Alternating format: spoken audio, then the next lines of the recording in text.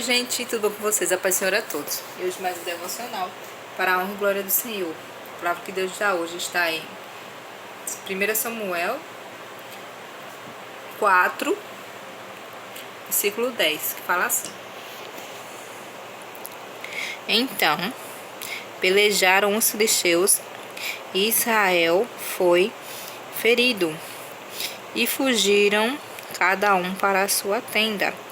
E foi tão grande o estrago que caíram de Israel 30.000 homens de pé. Aqui o povo de Israel estava vivendo, né? Sem a presença de Deus verdadeiramente. O povo de Israel não tinha um rei. Eles estavam na época dos juízes e ele era sacerdote dessa época.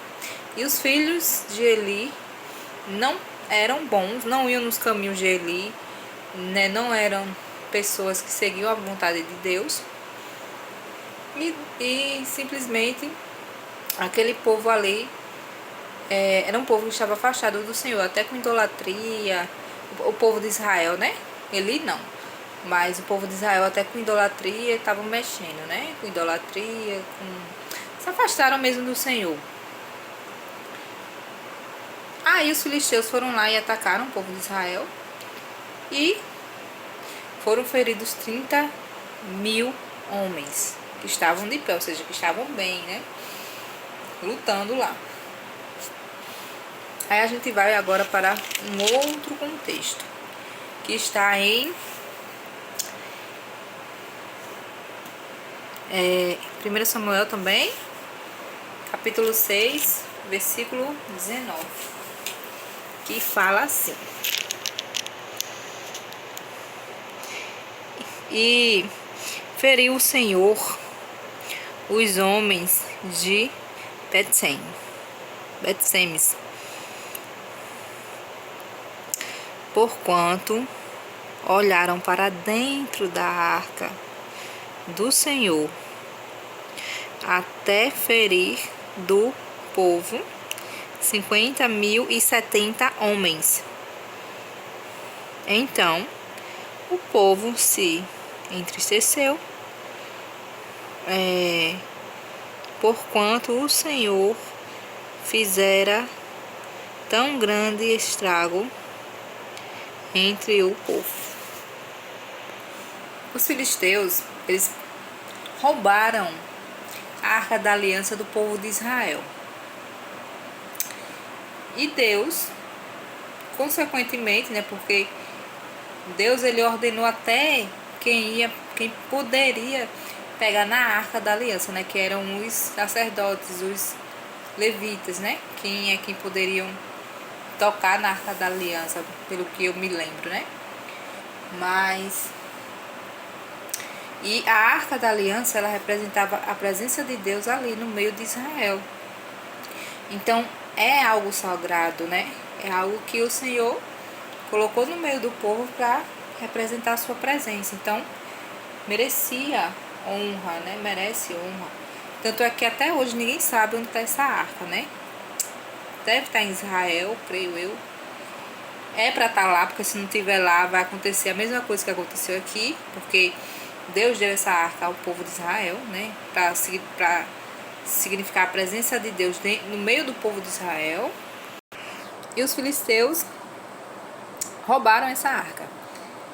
Aí Deus foi lá e matou mais filisteus, os 50.070, do que os filisteus mataram o povo de Israel. Então isso me chamou muita atenção. Eu disse: puxa, se aquele povo de Israel tivesse ficado, né, do lado de Deus, tivesse feito a vontade do Senhor, tivesse seguindo os preceitos de Deus, seguindo o que Deus deixou, as leis, né, tudo que Deus deixou, adorando só a Deus, não indo para outros, para adorar imagem, para adorar deuses estranhos, né, que é igual hoje em dia tem as religiões estranhas, tem as religiões que adoram imagem, e o povo parece que está dormindo, parece que não enxerga que isso é errado.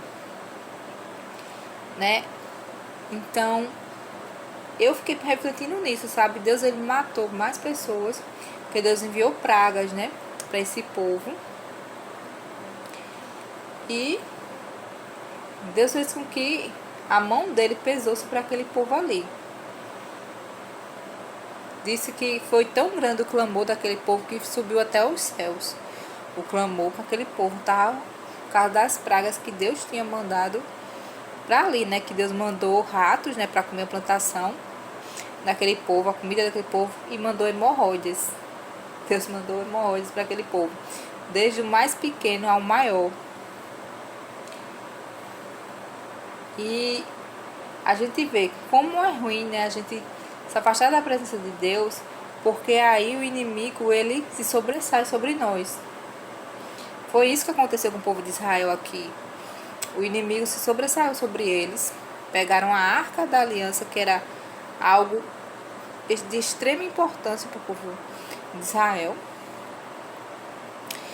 e humilharam o povo de Israel. Eles humilharam, né? Mas Deus foi lá e pesou a mão, né, sobre eles, sobre os filisteus. Aí os filisteus, com medo, foram lá e devolveram a arca da aliança para os hebreus, né, novamente. Então é essa palavra de hoje, que a gente não precise voltar atrás, assim, a gente não precisa sofrer, padecer na mão do nosso inimigo, porque o inimigo vai enfrentar, vai ter guerras, né, como teve guerras e sempre vai ter guerra. Até hoje está tendo guerra em Israel. A gente vê que até a China quis sobressair sobre Israel do nada. E a gente vê, se aquele povo se afastar do Senhor, eles vão sofrer, eles vão padecer, eles não vão sumir, né? Porque isso daí foi uma aliança feita por Deus, e ninguém pode destruir a descendência do povo hebreu, porque a palavra de Deus está ali. Deus disse que ia ser Deus daquele povo eternamente. A aliança que Deus fez com aquele povo é uma aliança eterna, que a gente, por meio de Jesus Cristo, a gente também tem essa aliança eterna. Mas porque a gente, por meio de Jesus Cristo, a gente é co-herdeiro, né, de Jesus Cristo. Jesus Cristo é o herdeiro de todas as coisas, e a gente é co-herdeiro porque ele é bondoso, ele dividiu com a gente, réis mortais, a gente, pecador, por meio da salvação dele, que ele nos deu. Então, por isso que a gente tem essa aliança perpétua com Deus também. Mas que a gente não se afaste dos caminhos do Senhor, porque andar com Deus, a gente, tudo vai bem na nossa vida. A gente passa por lutas, por guerras, assim como o povo de Israel está passando hoje. Estão vivendo uma guerra, né?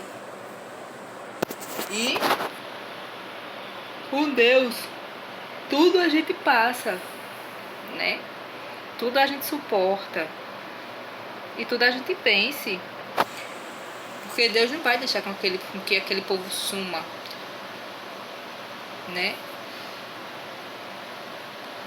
Então é isso, gente, a palavra de hoje. Deus não vai deixar, né? Porque é a aliança perpétua. O que Deus tem também conosco.